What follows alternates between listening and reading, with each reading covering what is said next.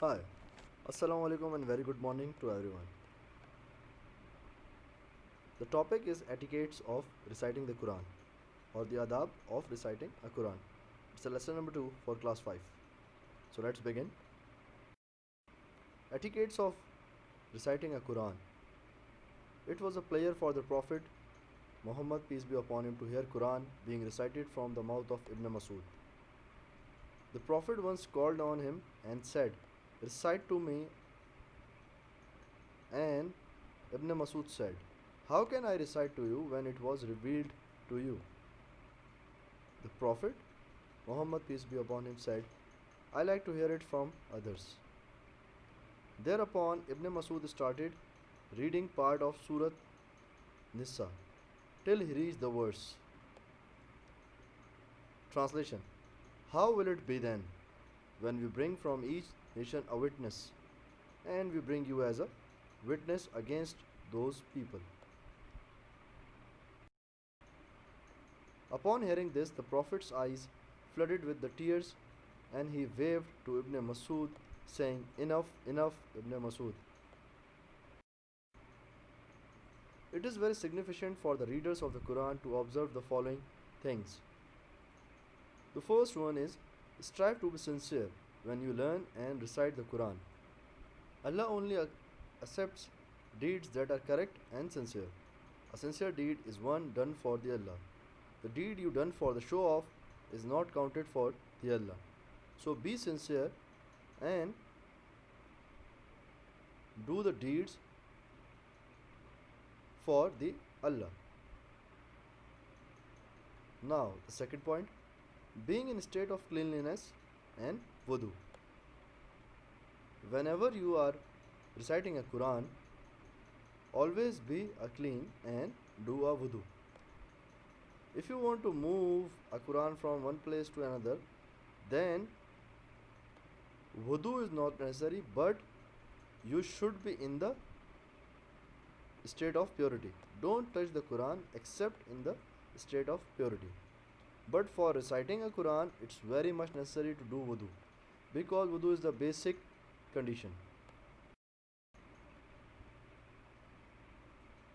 Number 3, to brush one's teeth with a toothstick removes food particles from them. Why this is so?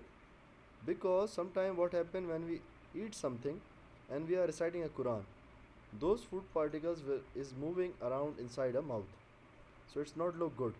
So always brush the teeth with the toothstick before reciting a Quran.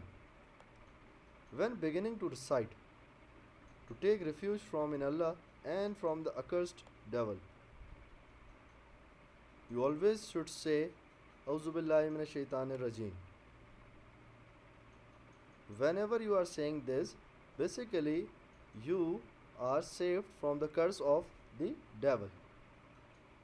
Now, the fifth one, saying the Bismillah. It's Bismillahir Rahmanir Rahim. What does that mean? It's started with the name of Allah. So by saying Auzu billahi minash shaitanir rajim, you are saved from the curse of devil. And by saying Bismillah Rahman Rahim, now you are started the thing with the name of Allah. Now, recommendations to beautify one's voice during recitation. Whenever you are reciting a Quran, always make your voice pleasant and polite. Why? So that your voice would be look very pleasant to others' ears. Then, the next point is using one's mind and understanding in order to comprehend what is being said. Whenever you are reading or reciting a Quran, always understand the things whatever you are reading. If you don't know Arabic, then use the Quran with the translation. Then, along with the reading, you can understand what you are reciting. So, whatever you are reciting, you will understand what you are reciting and what is the meaning of those words. The eighth one, to be emotional and weep when reading certain verses like verses of fear and Jahannam, and to express happiness and joy when reading the verses of Jannah and glad tidings. Always show the fear, or always be emotional and serious whenever you are listened about the Jahannam, because it's a place of fear. No one wants to go there, and always show happiness and joy when reading the verses of Jannah and glad tidings.